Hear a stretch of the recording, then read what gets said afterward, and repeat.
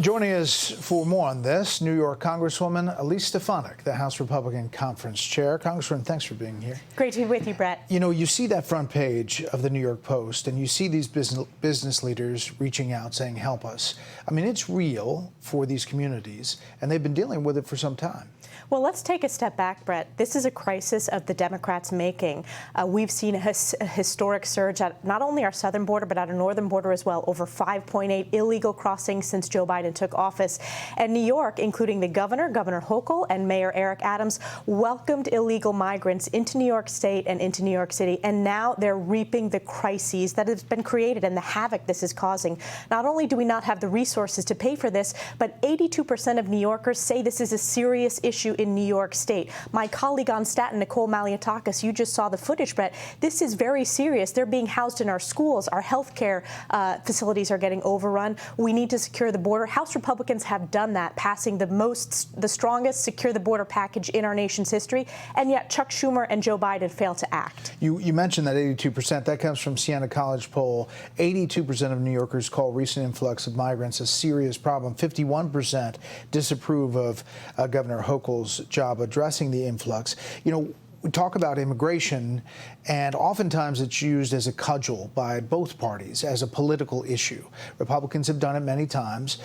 Is there a way to come to something around the edges that deals with this problem directly now? And we have. House Republicans have, Brett. As you recall, we passed H.R. 2. It's the border security package, and we believe we need to secure the border to stem this crisis, and then we fix our broken legal immigration system. As one of the constituents from Staten Island said, this is not opposition to legal immigration, it's opposition to illegal immigration. We need to be a country based upon the rule of law. House Republicans have done this. We know what a secure border looks like, and those were the very effective policies of the previous administration, and those were many of the policies that we included in our bill. Yeah, but the problem is, Congresswoman, you don't have any Democrats signed on to that bill. And isn't that a shame? Isn't that shameful? But, I mean, now you see their back. They need to show courage, and they need to show a political spine to say that this is a border crisis. Joe Biden's policies are not working. Our policies have caused this, and actually work with us to secure the border. That bill was on the floor. It's pretty telling that every single Democrat voted against it. And this issue in New York State, when we talk about all states are a border state,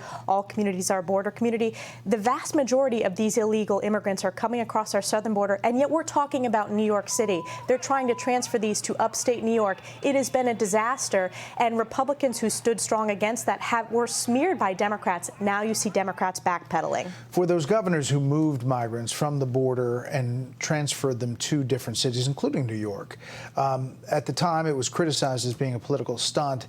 Now they are feeling the effects and actually turning the tide here. They are feeling the effects because not only do they see the polling, but we don't have the fiscal resources. New York is a state that's on the trajectory towards bankruptcy, and we don't have the resources. And what's really interesting is that this has impacted the rule of law. This has impacted real people's lives.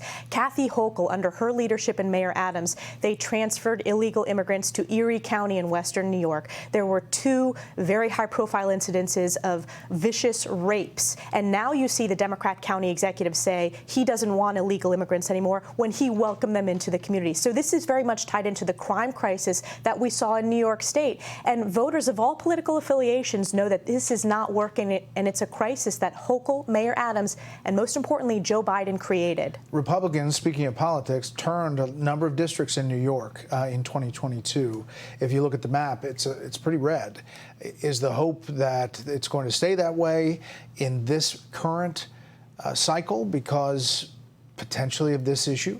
We're going to run and we're going to win. And you see that it's not just Republican supporters who are earning votes. It's independents and Democrats who have seen the failure of single-party Democrat rule. Yes, we flipped those 5 districts in New York State. We are in a strong position to hold them and flip more districts because New York State has failed and Joe Biden has failed. And this ties into the crime crisis, as I talked about. You saw the polling. 82% of New Yorkers don't approve of, or they believe it's a serious issue, and over 50% disapprove of how New York State has handled that. So they're going to make their voices heard at the ballot box. Congresswoman Stefanik, we appreciate your time. Thank you, Brett. I'm Steve Ducey. I'm Brian Kilmeade. And I'm Ainsley Earhart. And click here to subscribe to the Fox News YouTube page to catch our hottest interviews and most compelling analysis.